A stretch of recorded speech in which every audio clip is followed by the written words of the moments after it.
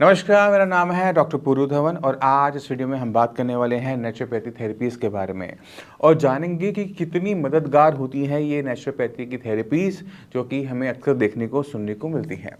तो naturopathy therapies में बहुत सारी थेरेपीज़ होती हैं, कभी मड बाथ थेरेपी हो रही है, कभी कोई और थेरेपी हो रही है। जो भी थेरेपी बॉडी की बाहर से काम कर रही होती है, उसका कोई भी किडनी फेलियर पेशेंट को नुकसान नहीं होता। कब तक नहीं होता? जब तक कोई ठंडी चीज़ बॉडी के साथ नहीं आती कॉन्टैक्ट में। मान लो कि आप ठंडे पानी में नहा लिए या फिर आपने मड बाथ में आपने लिया और उसके बाद बॉडी बहुत ठंडी हो गई या फिर आपको बुखार आ गया, तो उस कारण से आपका जो क्रिएटिनिन लेवल है वो जंप ज़रूर कर जाएगा। जानने वाली बात यह है कि यहाँ पे किडनी खराब नहीं हो रही, सिर्फ बुखार आने की वजह से क्रिएटिनिन लेवल जंप करते हैं। Number 1 thing. दूसरी चीज़, जब हम नेचुरोपैथी ट्रीटमेंट करवाने जाते हैं तो इसमें हम देखते हैं कि खाना पीना बहुत बदल जाता है।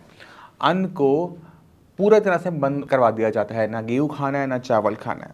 जब हम गेहूँ चावल खाना बंद कर देते हैं तो हम एक कॉमन दिक्कत देखते हैं कि पेशेंट का जो वज़न है ना वो कम होना शुरू हो जाता है।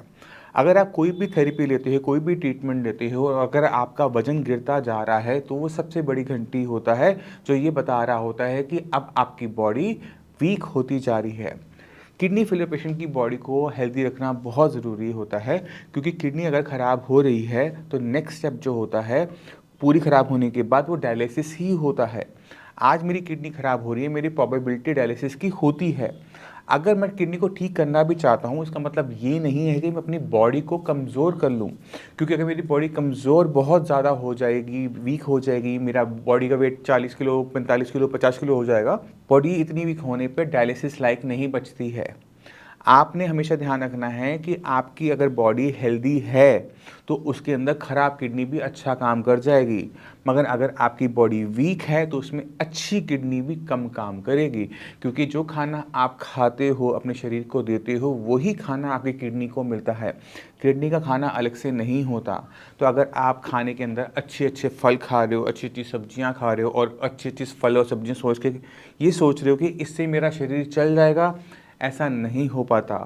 आप जब बीमार हो, आपका बॉडी अगर वेट लूज़ करना स्टार्ट कर देगी तो आपकी बॉडी में वीकनेस बढ़ेगी, खून कम होगा, आपकी बॉडी में टोटल प्रोटीन कम होगा, पैरों में सूजन आएगी और वो सूजन फिर जब पैरों से निकलते हुए फिर आपके लंग्स में पानी भरना शुरू हो जाता है। आपने हमेशा ध्यान के रखना है, आपने अपनी बॉडी को हेल्दी रखना है।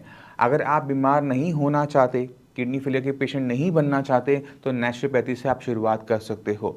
मगर अगर आपकी किडनी ख़राब होनी शुरू हो गई हैं और आप सोच रहे हो कि खाना पीना रोक कर सिर्फ फ्रूट्स पे जाकर या फिर अनाज पूरी तरह से बंद कर कर मेरी बॉडी सर्वाइव कर जाएगी या फिर मेरा डायलिसिस नहीं होगा मुझे, तो ये आप गलतफहमियों में जी रहे हो।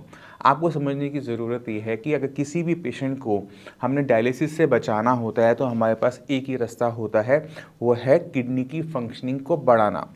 किडनी एक कमज़ोर ऑर्गन है एक किडनी फेलियर पेशेंट की बॉडी में, उसको हमें खाना देना पड़ेगा। जब हम उसे खाना देंगे तो वो काम अच्छा करेगी, जब उसे खाना ही नहीं देंगे तो कम काम करेगी। तो अक्सर हम क्या देखते हैं, अगर पेशेंट खाना पीना बहुत कम कर देता है, फ्रूट वेजिटेबल्स पर ज़्यादा रहता है, अनाज पूरा बंद कर देता है, वेट लॉस कर रहा है, तो शुरुआती कुछ दिनों में हम देखते हैं कि क्रिएटिनिन जो है वो थोड़ा सा घटता है। पेशेंट की बॉडी वीक फिर भी साथ साथ हो रही है। अब क्रिएटिनिन बहुत तेज़ी से बढ़ना शुरू होता है, पेशेंट की बॉडी बहुत ज़्यादा वीक हो चुकी होती है। ये इसलिए हो रहा था क्योंकि पेशेंट ने खाना ढंग से खाया नहीं, पेशेंट की बॉडी में वीकनेस है। जब पेशेंट की बॉडी में वीकनेस है तो कि किडनी में भी ऑटोमेटिक तरीके से वीकनेस बढ़ गई। इसी वजह से जो किडनी का काम करने की क्षमता है वो और घट गई और लेवल हमारे गए बढ़। तो हम हमेशा अपनी बॉडी को एनर्जी देते हैं। जब हम बीमार होते हैं, बुखार होता है, तो हमें खाना मम्मी देती कहती है ना, खा लो, खाना पीना छोड़ना नहीं है, खाना पीना छोड़ दोगे तो और वीकनेस आएगी। सेम फंडामेंटल्स किडनी पेशेंट पे भी लगते हैं। बीमारी पेशेंट को कमज़ोर कर रही है, खाना पीना अगर आपने कमज़ोर करने वाला खाया तो आप परेशानी में फंसोगे। आपको बस ध्यान रखना होता है वो है अपनी प्रोटीन की मात्रा में कि कितना प्रोटीन आप डेली बेसिस पे ले रहे हो। मान लो कि आप किडनी फेलियर के पेशेंट हो, प्रोटीन की मात्रा ज़्यादा इंटेक कर रहे हो, तो आपका क्रिएटिनिन लेवल बढ़ेगा। क्यों बढ़ेगा? यहाँ किडनी खराब होने से आपका क्रिएटिनिन लेवल नहीं बढ़ रहा। क्रिएटिनिन लेवल इसलिए बढ़ रहा है क्योंकि आपने जो प्रोटीन का खाना इंटेक किया था वो क्रिएटिनिन में ज़्यादा कन्वर्ट हो रहा है। हमने ध्यान ये रखना होता है कि हमें प्रोटीन की जगह अपने खाने के अंदर कार्बोहाइड्रेट्स डालने पड़ते हैं, और कार्बोहाइड्रेट्स का जो सबसे अच्छा सोर्स होता है वो है आपके अनाज, गेहूँ और चावल। तो अगर आप अपने गेहूँ चावल को बनाए रखते हो तो भी आपका क्रिएटिनिन लेवल बहुत अच्छी तरीके से डाउन होता है, बिना वेट लॉस के, बिना वीकनेस के। मैं आपको कुछ पेशेंट से मिलवाना चाहता हूं जिनको मिलकर आपको पूरा आइडिया लग जाएगा कि आपका खाना किस तरह से आपकी मेडिसिन बनकर काम करता है। आपको सही चीज़ों पे एक्ट करना पड़ता है और आपको रिजल्ट्स मिलते हैं बहुत ज़्यादा फैसिनेटिंग। तो रमेश जी, पहले ये बताइए, आप रहते कहाँ हैं? अलवर डिस्ट्रिक्ट। अलवर में रहते हैं। और आपका ट्रीटमेंट शियास में कब शुरू हुआ था?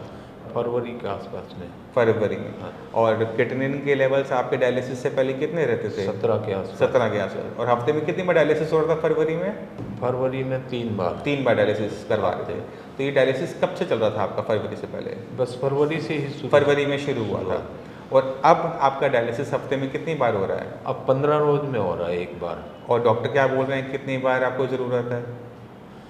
अब तो मतलब 15 रोज में या 1 महीने के में। महीने में एक बार बोल रहे हैं। हाँ। देखो, जो आपके लेवल है उसके हिसाब से आपको आज की तारीख में भी एक भी डायलिसिस की ज़रूरत नहीं है, क्योंकि आपका खून अब गंदा ही कम होता है। अब आपका खून का जो क्रिएटिनिन लेवल है वो 6 ही रहता है। हाँ, तो हम बस 5-6 के आसपास। 5-6 चाहे आप डायलिसिस करवाओ चाहे आप ना करवाओ, वो 5-6 से ऊपर वो नहीं जा रहा है। तो आपने खुद देखा, अगर हम अपनी किडनी पे काम करते हैं, सही तरीके से उसको हम सपोर्ट देते हैं, तो ना सिर्फ आपका डायलिसिस बंद होता है बल्कि क्रिएटिनिन भी बढ़ना बंद हो जाता है। मगर ज़रूरी बात है कि रमेश सिंह जी यहाँ तक पहुँचे ही क्यों, है ना? किडनी को ऐसा क्या हुआ कि किडनी ने काम करना बंद कर दिया? तो जो हम आपके रिकॉर्ड्स देख पा रहे हैं उसके अंदर आपका जो मेन कारण था वो था आपका बढ़ा हुआ ब्लड प्रेशर। जो आपका ब्लड प्रेशर बढ़ा रहता था उसकी वजह से किडनी को थोड़ा थोड़ा नुकसान होता जा रहा था, जिसकी वजह से किडनी जो इतनी ख़राब हो गई कि उसने काम जो फरवरी में बिल्कुल भी काम नहीं कर रही थी जी। इसी वजह से क्रिएटिनिन आपका 17 के आसपास टच कर रहा था। तो जब आपने ट्रीटमेंट शुरू किया तो उसके बाद जैसे जैसे किडनी काम करने आई तो नंबर ऑफ डायलिसिस कम हुए, क्रिएटिनिन कम हुआ। हाँ। अब आपको किसी भी डायलिसिस की ज़रूरत नहीं है। नहीं है। वजन तो इतना ही चल रहा है 71, 1-2 किलो कम ज़्यादा। किसी टाइप की कमजोरी शरीर में नहीं, कोई खास नहीं है। खाने में क्या आपने दालें बंद करी? नहीं, दाल भी खा रहे हैं, लौकी खा रहे हैं, सारी सब्जियां खा रहे हैं। हाँ। कोई अनाज बंद किया आपने? नहीं। गेहूं बंद की, चावल बंद किया? नहीं, चावल भी लिया, गेहूं भी लिया। अब शरीर बढ़िया से चलता है? हाँ, ठीक है अभी। तो आपको ध्यान रखना है कि आपको अपना वजन नहीं गिराना, आपने अपने आप को कमज़ोर नहीं करना, क्योंकि अगर हमारे शरीर में कमज़ोरी आ जाती है तो डायलिसिस को झेला नहीं जाता। अगर सपोज करो मुझे आपका डायलिसिस करवाना है और मैं आपका खाना पीना बंद कर दूं, आपको मैं जो बाजरा पे डाल दूं, आपका शरीर बहुत तेज़ी से कमज़ोर होता है और जो भी आप चलकर आए हो वो चलना फिरना बड़ा मुश्किल हो जाता। ठीक है? तो आप इस चीज़ का ध्यान रखो कि किडनी शरीर के अंदर है, बाहर नहीं है। जब आप शरीर के लिए खाना खा रहे हो तो किडनी को भी खाना मिल रहा है। जब उसे खाना अच्छा मिल रहा है, ताकत मिल रही है, तो वो काम अच्छा करेगी। आप शरीर को खाना मत दो और ये सोचो कि किडनी को खाना अलग से मिलेगा, ऐसा नहीं होने वाला। जब कोई पेशेंट घिया, तोरी, टिंडा सिर्फ ये 3 सब्जियां खाता है या फिर वो बहुत ज़्यादा अनाज छोड़ देता है, मिलेट्स पे रहता है, तो शरीर में कमज़ोरी शुरू हो जाती है। ये कमज़ोरी शुरू में आपका वजन गिराएगी। वजन गिरने की वजह से क्रिएटिनिन डाउन होता है। हर 5 किलो पे 1 पॉइंट क्रिएटिनिन का कम हो जाता है। बट उसके बाद दिक्कत क्या होती है कि उस कमज़ोरी की वजह से और जो क्रिएटिनिन अब नीचे गया है वो दोबारा से बढ़ेगा। बट अब वो बढ़ेगा, डायलिसिस के नंबर बढ़ेंगे, बट शरीर कमज़ोर हो चुका होगा तो झेल नहीं पाएगा। तो आप इस चीज़ का ध्यान रखेंगे। जिस तरह से रमेश चंद्र जी ने सही तरीके से अपना डायलिसिस बंद किया है, इसी रास्ते पे आपने चलना है। अपने शरीर को कमज़ोर नहीं होने देना है, खाना पीना नहीं छोड़ना है, अनाज नहीं छोड़ना है, दालें नहीं छोड़नी है। ठीक है जी। तो आपने खुद देखा कि किस तरह से क्रिएटिनिन लेवल डाउन हो जाता है, वीकनेस बिल्कुल नहीं आती, पेशेंट की खाना खाने की जो क्षमता है वो पहले से ज़्यादा होती है। आप हमेशा ध्यान रखो कि अगर आपकी बॉडी में एनर्जी है ना तो आपकी किडनी को एनर्जी मिलेगी, बट अगर आपकी बॉडी ही वीक है तो उसमें आपकी किडनी काम नहीं करने वाली बहुत लंबे टाइम तक। अगर आप इस बात को समझ जाते हो तो आपका आधा ट्रीटमेंट यहीं पर हो जाता है। इसी के साथ आप सभी से मैं चलने की आज्ञा चाहूँगा। मिलते हैं अगली वीडियो में, तब तक के लिए नमस्कार।